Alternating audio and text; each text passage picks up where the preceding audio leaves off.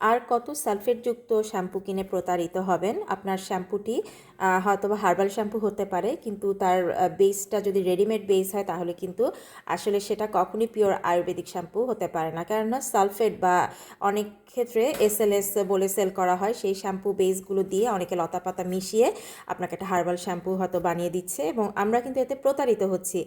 একটা পরিপূর্ণ আয়ুর্বেদ শ্যাম্পুতে কখনোই সালফেটের মতন একটা কেমিক্যাল প্রোডাক্ট থাকবে না। সালফেট এমন একটা প্রোডাক্ট, খুব সস্তা একটা ক্লিনজিং এজেন্ট, যেটা সামান্য পরিমাণ ব্যবহারেই শ্যাম্পুতে যদি ব্যবহার করা হয়, বিভিন্ন লিকুইড সোপে ব্যবহার হয়, ফেস ওয়াশে ব্যবহার হয়, সামান্য একটু নিলেই সেটা প্রচুর ফেনায় ভরে ওঠে। তো আমরাও মনে করি যে এটা না জানি কি অনেক ভালো পরিষ্কার হয়েছে, এবং সেখানে নানান রকম সিনথেটিক সুগন্ধি মিশিয়ে অনেক আকর্ষণ করা হয়, কিন্তু সেটা খুবই ভালো না, সেটা খুবই খারাপ, চুলকে ধীরে ধীরে ড্যামেজ করে ফেলে।